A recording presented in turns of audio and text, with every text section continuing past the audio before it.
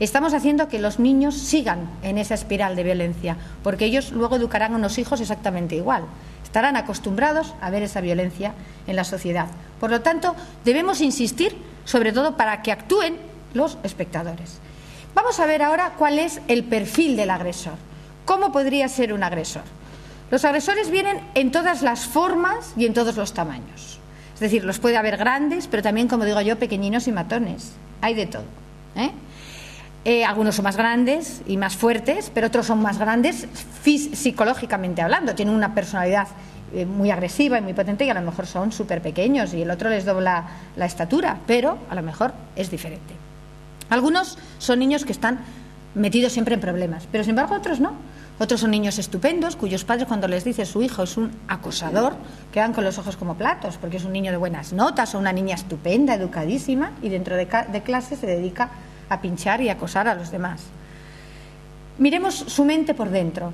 Las de unos y las de otros, siempre encontraremos algo. Yo siempre he encontrado en los acosadores lo mismo. Hay una inseguridad, hay una carencia importante, un deseo de llamar la atención de alguna forma. Algo les falla. Pueden tenerlo todo, pero fallarles el afecto de su casa. Pueden vivir agresión, como vamos a ver.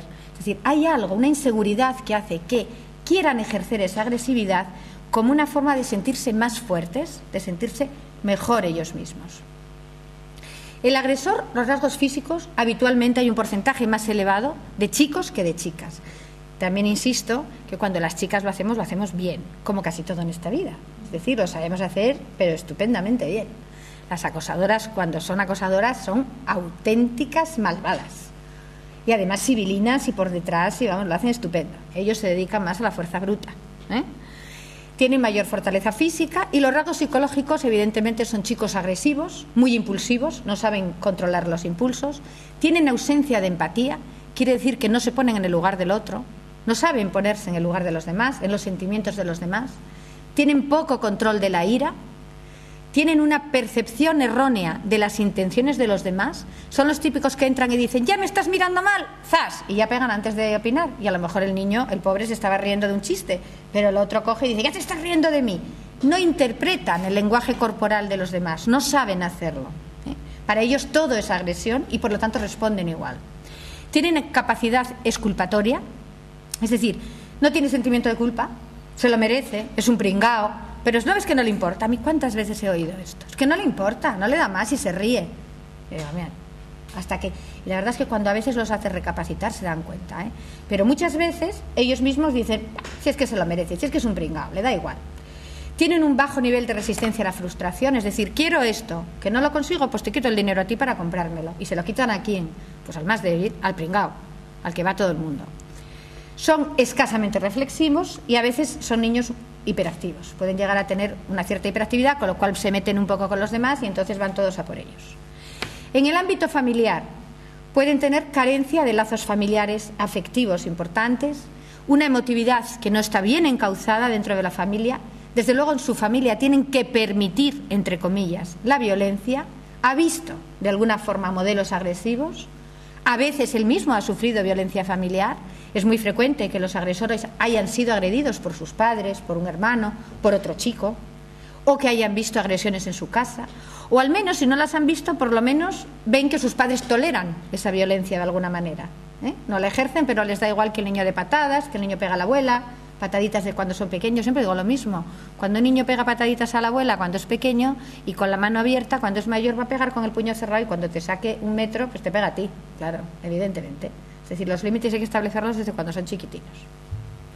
Relación social del agresor es a veces una llamada de atención. Yo me he encontrado con muchos agresores, muchos acosadores que lo único que pretenden es pedir ayuda, realmente, de una forma evidentemente negativa y nefasta, pero piden ayuda, es una demanda, una llamada de atención para padres y profesores. A veces son chicos que no se integran bien social y escolarmente, que pueden tener fracaso escolar, tienen poco interés a la escuela, niños expuestos a muchísima violencia audiovisual, están enganchados todo el santo día a videojuegos, a las consolas, etcétera, lo más violento que se pueda. No tienen resolución de conflictos adecuada, no son hábiles socialmente, es decir, se relacionan con los demás, pero siempre de una forma agresiva. No tienen amigos, como les decía, sino que les temen. En la evolución en el futuro, pues bueno, pueden ser desde luego, evolucionar si no se tratan hacia la delincuencia, los típicos que tienen problemas sociales, o bien a la agresión familiar. Es lo que les decía de que el acosador de hoy es el maltratador de mañana. Pero también a veces los agresores, es curioso, no lo son tanto cuando están solos con la víctima. ¿Cuántos acosados me han dicho, Isa, si cuando está conmigo no es así? Cuando está solo conmigo no es así. Es cuando está con los amigos, cuando tiene al público. Él luego no es tan malo. Me dicen a veces los pobritinos, luego no es tan malo. Es decir, la presión de los demás es muy importante a estas edades. Entonces ellos a veces no son conscientes de que están haciendo tanto daño. Se ríen, pero piensan que son bromas y que realmente no hacen ese daño, ¿no? Por lo tanto, a veces pueden no tener un perfil muy agresivo y eso es mucho más habitual en las niñas. Pues que se meten con una, la aíslan, pues porque no lleva la ropa no sé qué, porque no lleva la marca no sé cuánto, van aislando, aislando, aislando y no se dan cuenta hasta que tú las pones en el lugar de la niña, ¿no? Y realmente esa niña está sufriendo un acoso. Algunos chicos actúan como agresores durante 1 o 2 años y luego dejan de serlo, cuando maduran, gracias a Dios. Muchas veces, insisto, si no se tratan, derivan algo mucho más patológico. Pero es verdad que hay niños que son durante un tiempo en la prepubertad, que están un poco tontos y luego dejan de serlo. Y a veces sucede lo contrario. Y esto lo he visto muchísimas veces. No hay estudios, pero bueno, yo por la experiencia que tengo, desde luego lo estoy viendo, acabará saliendo. Yo tengo la desgracia de no tener tiempo para hacer estudios, que me encantaría. Pero bueno, alguien lo hará por mí. Yo he notado que los agresores, muchas veces las víctimas, cuando son pequeños, son víctimas y luego, cuando crecen, se vuelven en agresores, se vuelven acosadores.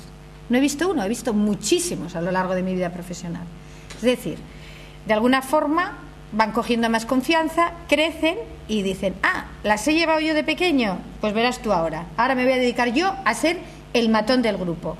¿Que no puedo ir contra el enemigo? Me uno al enemigo y me hago agresor como ellos. Y se meten, cuando ellos han sufrido una cosa durante muchos años, se vuelven agresores. Y yo les digo, pero tú no recuerdas cuando eras pequeño lo que te pasaba. Sí, pero yo lo he vivido y esta es la respuesta, y ahora que lo vivan los demás. Estos niños evidentemente son niños que no han sido tratados adecuadamente. La víctima es más frecuentemente varón, menos fuertes físicamente, a veces tienen rasgos diferenciales, obesidad, gafas, forma de vestir, etcétera. Pertenece a algún tipo de minoría, puede ser una raza, puede ser que haya una niña entre niños o un niño entre niñas.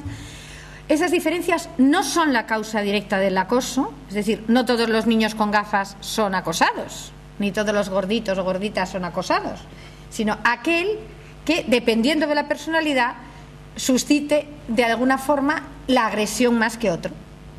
Eso, pero el detonante no es eso, es decir, esa diferencia no es la causa del acoso, pero sí facilita el inicio del acoso.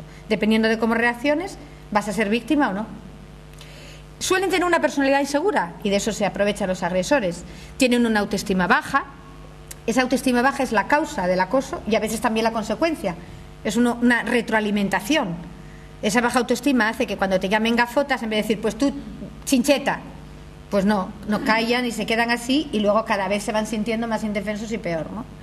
Tiene sentimiento de culpa. ¿Cuántas veces he oído, me lo merezco? Es que soy raro, es que soy distinto, es que soy torpe, es que, claro, soy soso, es que es lo que tienen que hacer, soy un pringao.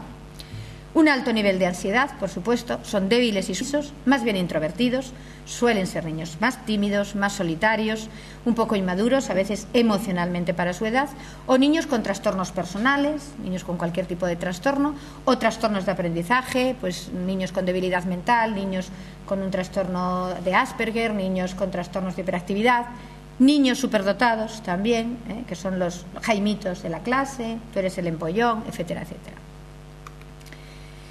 Vamos a ver más entorno de la víctima. El entorno familiar de la víctima suele ser a veces de superprotección familiar. Son niños que no tienen las herramientas necesarias por cualquier circunstancia para enfrentarse a ese acoso.